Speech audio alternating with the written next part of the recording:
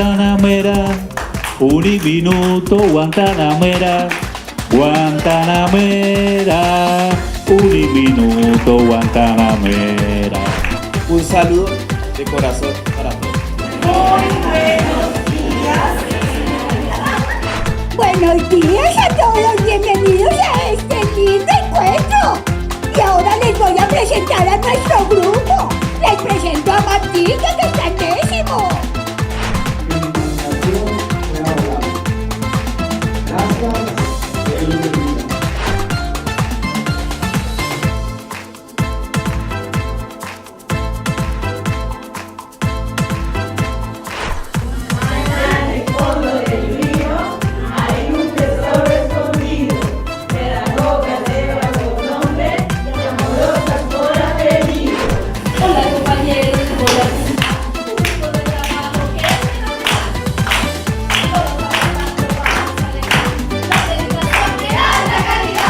Yo creo que todos nos merecemos un aplauso con todos.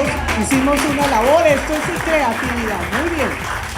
La segunda parte ya empieza como la cosa ya un poquito más seria. Aquí tenemos unas preguntas orientadoras y hemos retomado la gestión de la parte pedagógica que nos hablaba el doctor Óscar Castañeda.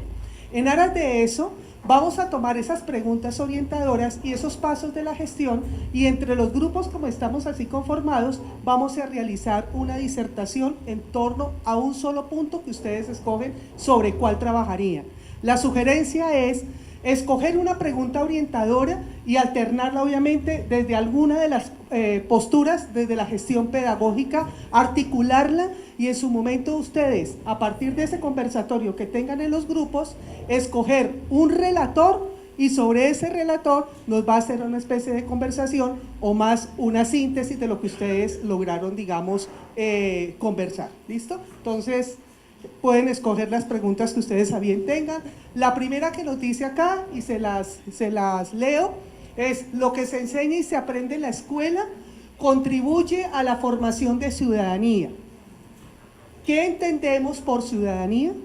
La segunda es la disyuntiva pedagógica asociada con la formación de sujetos de derechos que se lleva a cabo entre los currículos institucionales y ambientes de aprendizajes. ¿Será superada en la escuela del posconflicto? ¿Cómo se piensa la práctica pedagógica del posconflicto? ¿Qué prácticas se deberían mantener y cuáles se deberían modificar? ¿Estamos preparados como docentes para asumir pedagógicamente con el capital simbólico del posconflicto? Eso en cuanto a la parte de orientación de la primera parte que el doctor nos socializó.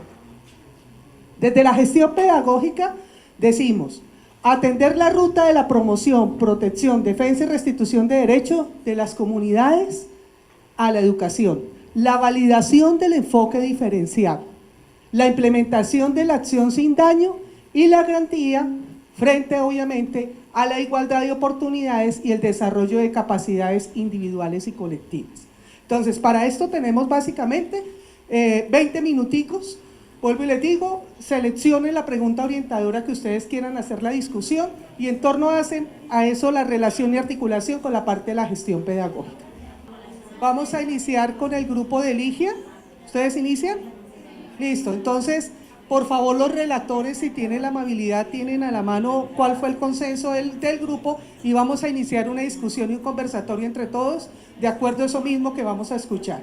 Mi nombre es Jason González, soy docente de la Universidad Santo Tomás y la Distrital, pedagogo infantil a mucho orgullo. Entonces, estamos aquí acompañando este encuentro tan interesante. Bueno, la pregunta que nosotros decidimos trabajar es esta que dice: ¿cómo se piensa la práctica pedagógica del posconflicto? ¿Qué prácticas deberían mantenerse y cuáles se deberían modificar? Y el eje que en particular nos interesó desde la gestión pedagógica es aquel que habla de la implementación de la acción sin daño. De esta manera, en las reflexiones que hacíamos aquí en la mesa, digamos, frente a esta pregunta y frente a lo que se nos propone desde el marco inicial que se presentaba con la presentación del doctor, quien nos trajo, el del doctor Óscar. Entonces, las ideas al respecto surgen alrededor de varios puntos importantes. Consideramos que para poder pensar una práctica pedagógica para el denominado posconflicto, es necesario retomar algunos elementos esenciales de lo que es la persona humana.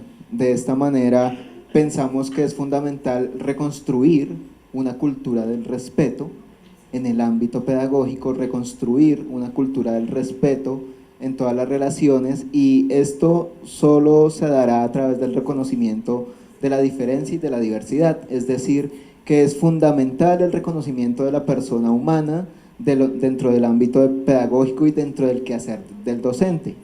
Así las cosas, uno de los aspectos que nos parece fundamental mantener en la práctica pedagógica es la importancia de la relación pedagógica humanizante, en términos de que esa relación es fundamental para el reconocimiento de la persona, para saber que lo que hacemos los docentes no es un simple ejercicio académico o un simple ejercicio instructivo, sino que ahí recogeríamos la función formativa de la educación, en términos del encuentro humano con el otro, en términos del encuentro humano entre el adulto y el niño, en el ámbito pedagógico, en esa relación que se construye entre maestro y estudiante, profesor y alumno, en ese conjunto de relaciones. De esta manera, para ello es fundamental reconocer el contexto, reconocer las particularidades de los contextos y las particularidades de las personas, reconocer al sujeto en sus características propias, reconocerlo en sus necesidades, reconocerlo en sus intereses, y solo este reconocimiento de la persona desde ese sujeto como tal, desde esa persona que hay detrás de ese estudiante que tengo ahí al frente, si yo reconozco a esa persona que hay ahí con sus intereses, con sus necesidades, con las características de su contexto, desde ahí podemos generar cambios y transformaciones. Entonces una de las cosas que decíamos que se debe cambiar es que las prácticas pedagógicas sean repetitivas y rutinizantes, porque solo cuando yo reconozco al otro como tal, en sus características particulares, en sus intereses, en sus inquietudes, pues nunca esa práctica pedagógica va a ser rutinizante ni repetitiva, porque siempre voy a tener unos sujetos diferentes, siempre voy a tener unos sujetos diversos. Entonces es fundamental el reconocimiento de la persona humana ahí, para que esa práctica pedagógica realmente atienda a las necesidades de ese contexto, realmente aborde los intereses, realmente sea consecuente y asertiva con la situación, digamos, que nos pone el llamado posconflicto o el llamado posacuerdo. El conflicto también lo reconocemos como algo importante, como mencionaba el doctor Oscar, no se trata de erradicar el conflicto, sino de erradicar la manera como mediamos ese conflicto, y la violencia no es la respuesta a la mediación asertiva del conflicto, sino buscar otras formas de mediación del conflicto y de potenciación también. Albert Einstein decía que las crisis son la fuente de la mayor creatividad en una sociedad. Si sabemos aprovechar el conflicto nos puede convertir en una oportunidad creadora.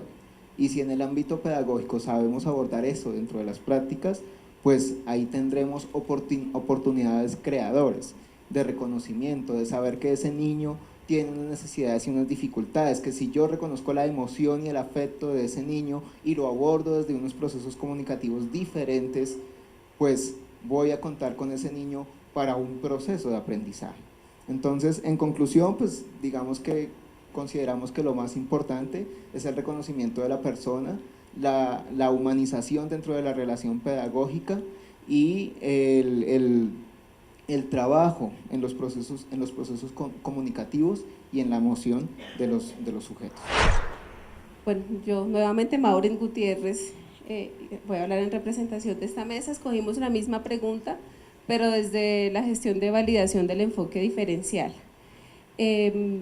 Digamos, para plantear la pregunta, primero nos hicimos nosotros también el ejercicio de pensar que era una práctica pedagógica, tratar de ponernos de acuerdo en eso, y también partir del reconocimiento de que el proceso de paz, con todas sus incertidumbres, algo positivo que vemos es que nos ha puesto a hablar de pedagogía, de paz en pedagogía, ¿sí? Y pues también consideramos que a veces podría sonar redundante hablar de pedagogía para la paz, porque asumimos que en algún momento el hecho de todos poder acceder a la educación y en igualdad de oportunidades, pues en consecuencia traería paz y no tendríamos que hablar de una pedagogía para la paz.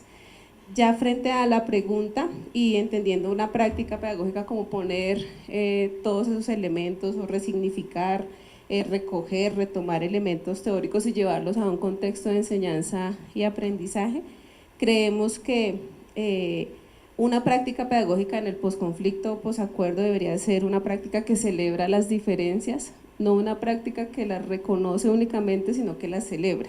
Sí, para nosotros es importante ese concepto porque yo puedo reconocer en la otra persona su validez o que sea de una comunidad afro, de una comunidad con discapacidad, pero no hacer nada para establecer una relación con ese otro. Pero sí la celebro, sí implica que reconozco en la diversidad una riqueza y no un estado de vulnerabilidad. Entonces creemos que una práctica pedagógica que le apuesta pues, a ese posacuerdo, posconflicto, debe celebrar las diferencias, debe trabajar con las comunidades y no para las comunidades, que creemos que también muchas veces en nuestro discurso docente se nos sale mucho ese tema de yo voy a trabajar por ellos, para ellos, pero no trabajamos con ellos. El equipo se pensaba también la pregunta por las prácticas pedagógicas, sin duda es un tema que evoca mucho interés. Y pensábamos en las prácticas pedagógicas en el contexto del posconflicto por varias razones. Primera, porque cuando pensamos en la práctica pedagógica tenemos que tener claro qué vamos a asumir por práctica pedagógica. Y de entrada tenemos que reconocer qué es lo pedagógico. En tanto, lo pedagógico evoca una reflexión en torno a la formación, pero ¿de quiénes? De seres humanos. Entonces, si asumimos la práctica pedagógica como un escenario de formación de seres humanos, eso implica reconocer también los contextos, las realidades que los circundan. En ese sentido, creemos que en un escenario de posconflicto, más que de posconflicto, de posacuerdo, tendríamos que reconocer que el maestro debe ser un creador de nuevos lenguajes.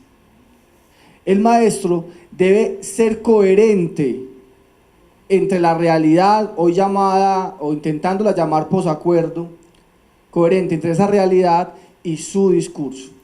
Hablamos acá de un término asociado muy común o que se escucha mucho hoy, si es la biosemiótica, ¿cierto? Y sabemos que hay palabras que por su carga tienen una carga semántica expresada desde lo literal, de la literatura o desde el tema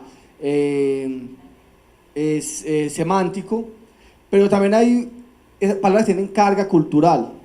Entonces, cuando pensamos en hablar de posconflicto, puede que en nuestro inconsciente estemos generando también otros estados de tensión. Y decíamos que el maestro puede crear nuevas realidades de nuevos lenguajes.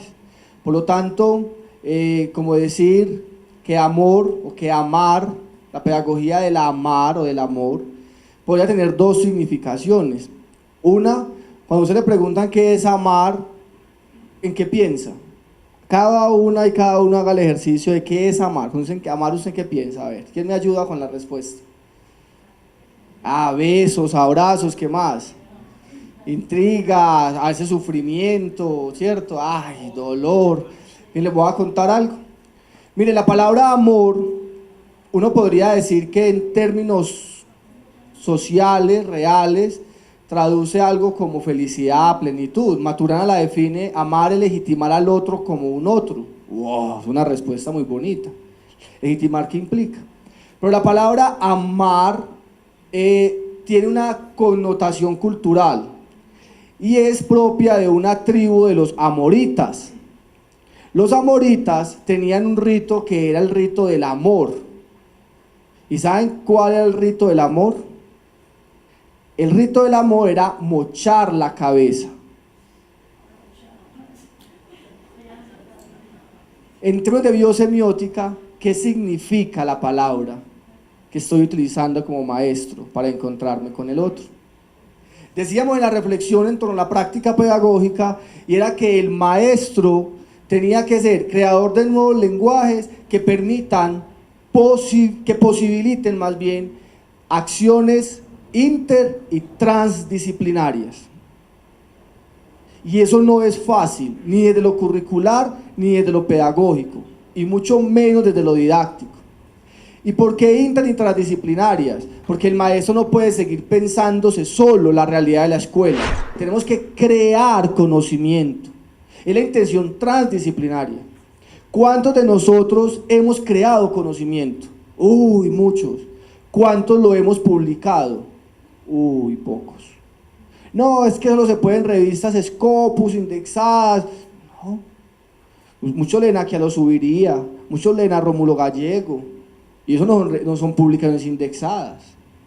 Pero se vuelven hito en la formación de maestros. ¿Cuándo seremos nosotros que vamos a escribir desde nuestra práctica pedagógica para crear nuevos saberes?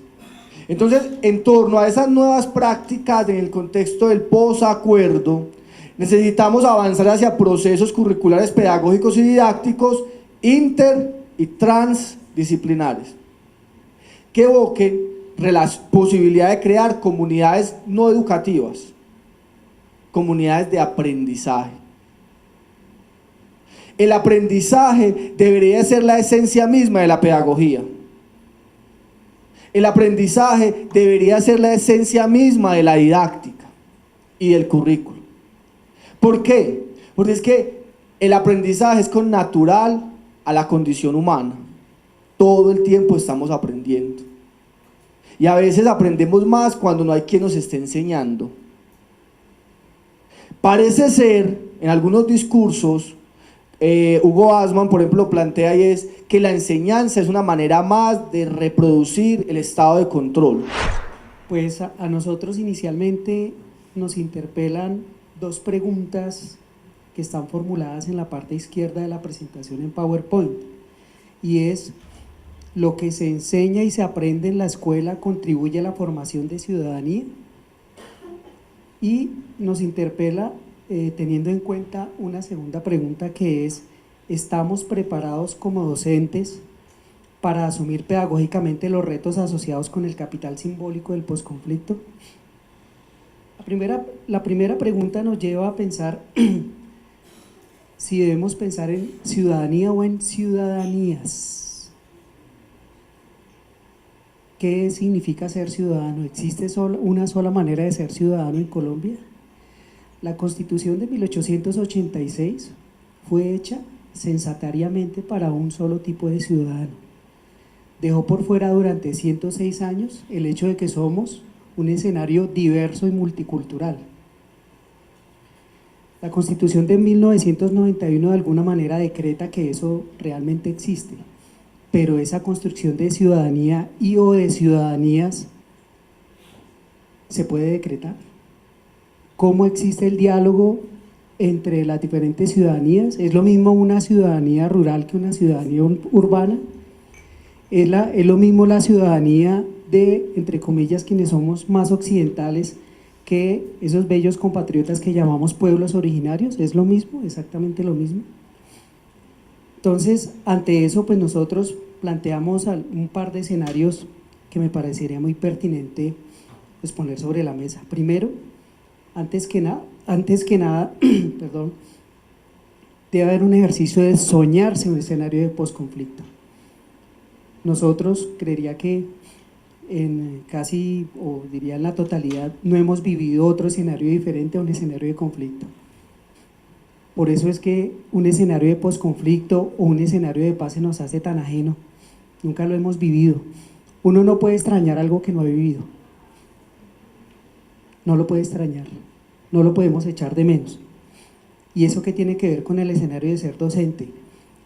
Creería yo que en términos de formación o escuela de formación de docentes, que somos aquí en Uniminuto, estamos en un escenario totalmente histórico. Jamás se había vivido un escenario en donde nos pudiésemos pensar que podíamos estar hablando de otra cosa diferente al conflicto armado, al conflicto social y político que estamos viviendo. Los docentes tenemos en ese escenario un papel histórico, estamos jugando un papel histórico y fundamental. Cuando se piensa en la alteridad, como hablaba los compañeros hace un momento, pareciera que, y reflejo de ello, el indicador de ello es que nosotros pensamos que lo de La Habana es una negociación entre el gobierno colombiano, al cual percibimos como una fuera, y un grupo armado ilegal. pero no lo pensamos como un proceso propio. Mi nombre es Fernando Andrade, democráticamente escogido como vocero de esta mesa. Decíamos aquí que precisamente se vivió la relación entre la minoría y la mayoría hegemónica, ¿sí? Pero por democracia llegué aquí. Nosotros escogimos la primera pregunta frente a si lo que se aprende en la escuela y nos alineamos al enfoque diferencial. Sin embargo, creo que de todas hablamos un poco. Bueno, nosotros en últimas terminamos de empezar entonces diciendo sobre qué entendíamos por ciudadanía y típicamente qué se entiende por ciudadanía. Entonces ese acto de cargar un papel que me acredita como habitante de algún lugar geográfica y políticamente delineado pareciera que nos valida como ciudadanos, pero poníamos el hecho de la ciudadanía como un quehacer práctico, como un algo que tiene que vivirse, que tiene que ejecutarse, si no, no sería ciudadano. En últimas, usted podría tener residencia en muchos lugares del mundo, en varios países, y no ser ciudadano de ninguno, en la medida que la ciudadanía tiene que ejercerse como el ejercicio pleno de sus derechos y de su facultad política. Ahí tendría que verse la ciudadanía. Entonces ahí nos hacemos la pregunta sobre la escuela y bueno, ¿y cómo cultivar la subjetividad política dentro de la escuela? Una de nuestras maestras decía, tendría que darse lugar a la pedagogía del ejemplo, porque si nosotros como licenciados y cuando estamos en formación aún creemos que esto de la acción política y de la democracia es ir a marcar un voto cuando ya tenga edad para hacerlo y ahí se acaba mi responsabilidad democrática, pues en últimas, si el maestro se entiende así, nada raro que a sus estudiantes les enseñe que eso es democracia. Espérate a que tengas 18 años para votar y ya. Entonces vuelve y juega, que el docente no se entiende como actor dentro de la política y vuelve y juega. Decíamos acá, el escenario no es nada favorable. En últimas, una escuela excluyente no puede ser una escuela para la paz. Una escuela que excluye no puede tener un escenario de paz, ni considerarse un escenario de paz. Entonces también decíamos si estamos preparados o no, alineándonos aparte de otra pregunta. Y llegábamos también a una discusión sobre lo que Carlos Escliar plantea, que para esto de la diversidad no hay que estar preparados, sino hay que estar dispuestos. Porque preparados en últimas, ni el dinero ni las locaciones nos van a hacer sentir que estamos preparados, como quien decide ser padre o decide ser madre. Jamás va a estar preparado, jamás. Entonces en últimas tendríamos que pensarnos si la escuela está dispuesta a eso y si nosotros como maestros y maestras estamos dispuestos a lograrlo. Pero decíamos que esto de la acción política como acción pedagógica va más hacia el pensamiento crítico. Quiere decir ser lectores críticos, pero no se trata de un ejercicio partidista. No se trata de que entender la política desde el ejercicio de los partidos, del ejercicio de la politiquería, de la mermelada quizá, sino precisamente desde la lectura crítica de los contextos, pero vuelve y juega. Nosotros en las universidades recibimos a estudiantes que vienen de escuelas que políticamente tampoco fueron posicionadas. Quiere decir, desde la elección del personero, desde la elección del representante de curso, ponían acá un ejemplo en la mesa, cuando gana el juicioso del salón, ¿sí? Cuando el ejercicio del votar es escojamos a alguien para que ese alguien diga algo que no sabemos nunca qué es, o para que prometa una piscina en el centro del colegio, o un algo que de pronto sea ilógico, pero entendemos entonces el hacer político desde ahí. Si desde la escuela se empieza a entender ese hacer de ciudadano, pues cuando llegan a la universidad y tampoco tienen maestros que entiendan la acción del docente como también acción política, pues entonces seguimos en el mismo círculo. Llegan a las universidades y nada pasa, y entonces el que se queja es el blanco perfecto para hacerlo sacar, el que se queja es el punto de discordia, entonces también aprende a no quejarse, y cuando llega a la escuela a formar subjetividad política en los niños, sigue replicando el mismo sistema. Entonces en últimas tendríamos es que sentirnos dispuestos, más que preparados, creo que nunca lo lograríamos. Decíamos también aquí, vean, el primer colectivo humano que fue excluido de la escuela fueron las mujeres. El primer colectivo humano. Si lo ponen en términos de poblaciones, ni siquiera la discapacidad estaba pensada en una escuela. No, estaba en la rehabilitación o en los exorcismos o en lugares en donde los pudieran compilar y tener ahí bien teniditos, pues. pero el asunto es que quienes estaban en la escuela, ante la premura de saber que habían mujeres que iban a llegar a la escuela, se preguntaron, ¿estamos preparados para formar mujeres en la escuela? ¿Qué necesitamos para formar mujeres? Pasó la coyuntura histórica y entonces viene la discapacidad. Y los que están en la escuela vuelven a preguntarse, como si el acto de incluir fuera hacer entrar al otro. Entonces los que están adentro, los que están incluidos, se preguntan, ¿qué tenemos que hacer? ¿Estamos preparados para que la discapacidad venga a donde está el resto de la escuela? Y entonces ahora no se ha terminado de discutir el tema y ahora viene el posconflicto.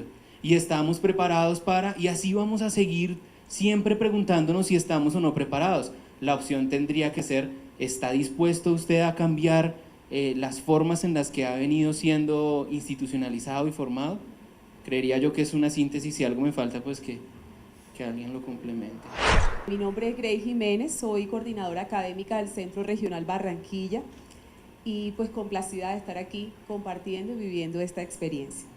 Nosotros trabajamos la misma pregunta que el compañero que me antecedió y básicamente pues quiero comenzar por referirme al análisis que hicimos, a la reflexión que tuvimos sobre el concepto de ciudadanía. ¿Qué entendemos nosotros por ciudadanía? Entender ciudadanía implica referirse a dos elementos importantes como son la pertenencia y la identidad. Cuando nosotros llegamos al mundo, pertenecemos, porque pertenecer significa no elegir. Yo no escojo mi familia, yo no escojo la comunidad, no escojo el país en el que he nacido, no escojo los elementos históricos, políticos, culturales, etcétera, económicos, a los cuales he llegado a este mundo humano, ¿verdad? Entonces, cuando nosotros pertenecemos, estamos adscritos a un lugar, a una familia y por ende a una escuela y a unas instituciones, independientemente del índole al cual pertenezcan estas instituciones. Pero pertenecer es una fase en la que nos podríamos quedar si no hacemos el tránsito hacia la identidad. Identidad implica el reconocimiento de mi libertad, pero libertad no es hacer lo que se me viene en gana. Libertad es la asunción de la autonomía, es ser un individuo autónomo y esa autonomía por ende está acompañada del ejercicio de la responsabilidad.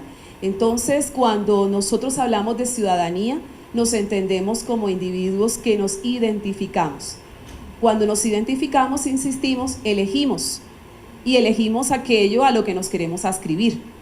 La pregunta entonces que nos viene posteriormente es, ¿nuestra escuela realmente nos ha preparado, nos preparó a los formadores de formadores y está preparando a nuestra primera infancia para ese ejercicio, para ese tránsito de la pertenencia a la identidad? Y es allí cuando nosotros pasamos a nuestra siguiente reflexión y decimos, bueno, no está sucediendo. Y no porque carezcamos de currículos implementados, no porque carezcamos de los recursos o elementos necesarios para hacerlo. El punto es que nuestras escuelas y nuestros entornos inmediatos y no tan inmediatos están plagados de esos estándares y de esas normatividades que nos indican qué es lo que debemos hacer. Entonces nos mantienen en el ejercicio de la pertenencia. Y ahorita el compañero lo mencionaba cuando decía, nosotros aquí hicimos la alusión al ejercicio que se hace en las escuelas de la elección del personero. El personero es un chico que va a los diferentes salones o aulas de clases y promete cosas como yo voy a arreglar las puertas de las aulas, yo voy a hacer todo lo posible porque el rector cambie las baterías sanitarias. ¿Y qué es eso? No es más que el reflejo de lo que nuestro entorno está alimentando a la conducta de cada uno de nuestros chicos, pero no son nuestros chicos, somos nosotros también. Entonces, para empezar a hablar de esa construcción de ciudadanía y de cuestionarnos sobre si lo que estamos enseñando y aprendiendo en la escuela contribuye a la formación ciudadana, primero debe haber un cambio actitudinal, es decir, primero debe haber un ejercicio de echar hacia atrás en esos formadores, en lo que nosotros como formadores hemos recibido, porque no hay otra manera de hablar de que voy a pedir ese tránsito de la pertenencia a la identidad si nosotros mismos no nos reconocemos como identificados. y no idénticos, porque eso es otra cosa. Identificados, idénticos nos llevaría a la exclusión, al desconocimiento de la alteridad y por el contrario de la enajenación. Y para sintetizar y ya ir cerrando, porque los compañeros que me antecedieron mencionaron varios de estos elementos, quiero referirme puntualmente al hecho de que la participación, nosotros enseñamos y hemos sido educados para una democracia, pero ¿esta democracia realmente es participativa o es una democracia representativa? No, nosotros hemos vivido y seguimos replicando el modelo de una democracia representativa más no participativa. Y pues obviamente en esa medida no estamos involucrando a los diferentes partícipes a los que deben ser y asumir los roles de participación, que son los padres y las diferentes instituciones. No es exclusivamente la escuela. La escuela va a terminar enajenada si se centra en hacer este discurso y este análisis como el que hoy estamos haciendo. Entonces, de manera cada vez más agigantada, estos encuentros van a tener que ir involucrándonos, van a ir empujando y van a requerir cada vez más la participación de otros estamentos y de otras instituciones. Hoy estamos aquí los que en su gran mayoría representamos a los formadores de formadores o a los formadores, ¿verdad? Pero cada vez estos encuentros van a tener que ser más incluyentes porque en la medida en que nosotros querramos pasar de una representatividad a una verdadera participación, nos correspondería. Y el hecho de que hablemos de currículos, que decíamos hace un momento, que los currículos no es que carezcamos de ellos, sino que hay que revisar en dónde estamos poniendo el énfasis y si la balanza se nos está inclinando, pues decíamos, bueno, ¿realmente estamos incluyendo la formación en historia desde los primeros años de escolaridad? Si no hay una formación en historia desde los primeros años de escolaridad, vamos a volver a lo mismo. Vamos a volver al énfasis en la réplica de la representatividad y no de la participación, en la réplica de la pertenencia y no de la identidad. Y eso no significa, escuchaba hace poco en un encuentro de ciencias sociales que algunos decían, bueno, pero enfatizar en ciencias sociales que ahora se ha puesto tan de moda y se va a poner cada vez más de moda porque se nos viene el posconflicto, va a hacer que nuestros colegas e investigadores de las ciencias formales, matemáticas y lógica, se nos pongan bravos, y de las ciencias naturales también, porque ahora todo lo queremos remitir como si fuese responsabilidad de las ciencias sociales. No, el punto es, ¿cómo estamos haciendo posible que el niño desde sus primeros años de escolaridad le encuentre sentido, sea para él significativo aprender matemáticas y sea para él significativo aprender biología, física, química? Porque desde esas ciencias naturales y desde esas ciencias formales, que las vemos tan alejadas de nuestra realidad, es por donde deberíamos empezar, para que cada vez sean más cercanas a nuestra cotidianidad, porque ahí también estamos construyendo ciudadanía. ¿Y cómo? A través de estrategias de cooperación y no de competencia. Entendiendo por competencia un proceso en el que cada uno muestra sus capacidades individuales, no que desconozcamos las competencias que individualmente podamos desarrollar, porque haciendo trabajo cooperativo desarrollamos competencias individuales. Entonces, eso es básicamente lo que nosotros como grupo queríamos presentarles a todos. Gracias. En el equipo de trabajo hicimos una reflexión muy interesante, al igual que se hizo en cada una de las otras mesas.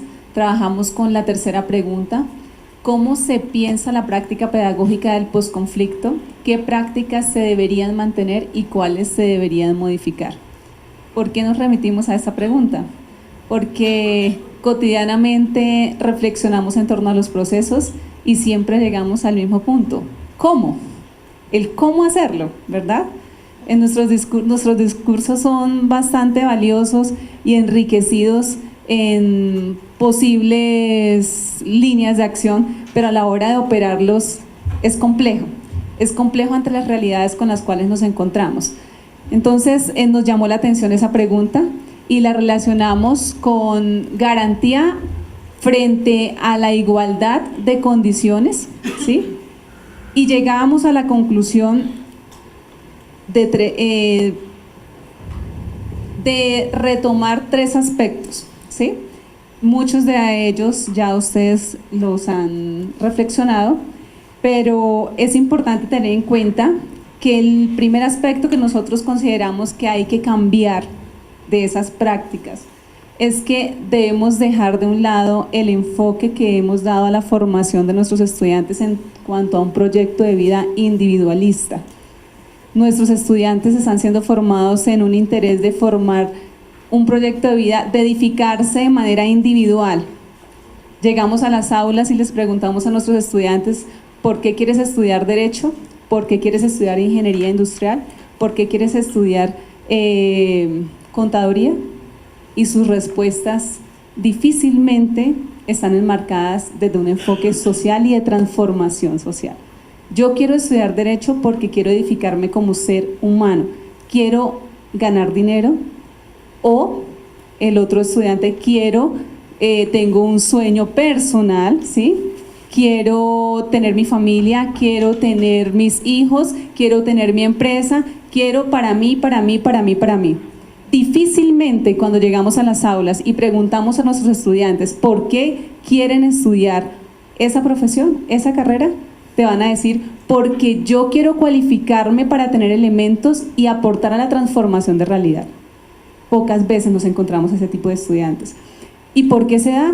Porque hemos sido formados y estamos formando a nuestros estudiantes y estamos formando muchas veces a los formadores de formadores en que tienen que tener claro un proyecto de vida. ¿Cuál es su proyecto de vida? Desde que están en el colegio, incluso antes de llegar a la media, ¿qué quiere ser? ¿Qué carrera quiere estudiar? Y siempre es con ese esquema, ¿sí? Usted debe sostenerse, usted debe conseguir algo que le genere una fuente de ingreso para que usted se pueda sostener. Entonces buscamos es sobrevivir. Y para sobrevivir no me importa atropellar al otro, no me importa llevarme por delante a nadie, porque es mi sueño, es mi proyecto y va por encima de cualquier cosa. Entonces, lo primero que consideramos que debemos replantear es ese enfoque individualista que lamentablemente le hemos dado a la formación de proyecto de vida. Y cómo consideramos que debe tener un paso a un enfoque de proyecto de vida, por supuesto, porque hemos llegado a este mundo a transformar realidades, ¿sí? A edificarnos como seres humanos. Entonces estamos en ese ejercicio de la importancia de edificarnos con un interés y un interés en edificarnos en comunidad, en convivir, en pensar en el otro, en pensarnos juntos, no en pensarme como un ser solo en este planeta. Entonces allí viene también ese término de identidad del cual hemos hablado tanto hoy. Si bien hicieron la interlocución con todas las preguntas orientadoras, sí hay 2 que nos convocan, que es el trabajo de la ciudadanía y el trabajo de la pregunta por la práctica pedagógica. En aras de eso, la articulación, hasta donde puedo vislumbrar, desde la gestión pedagógica, va mucho desde la validación del enfoque diferencial y obviamente la garantía de la igualdad de los espacios al nivel del desarrollo de capacidades. En función de eso, ya Amparito me colaboró, obviamente, con las ideas esenciales que ustedes tuvieron en cada mesa, y va a ser el abrebocas para continuar el conversatorio con el doctor, más o menos después de la hora de almuerzo, que es a las 12:30. Listo, entonces tendríamos ahí un espacio, entonces vamos a darle las indicaciones pertinentes para lo que continúa.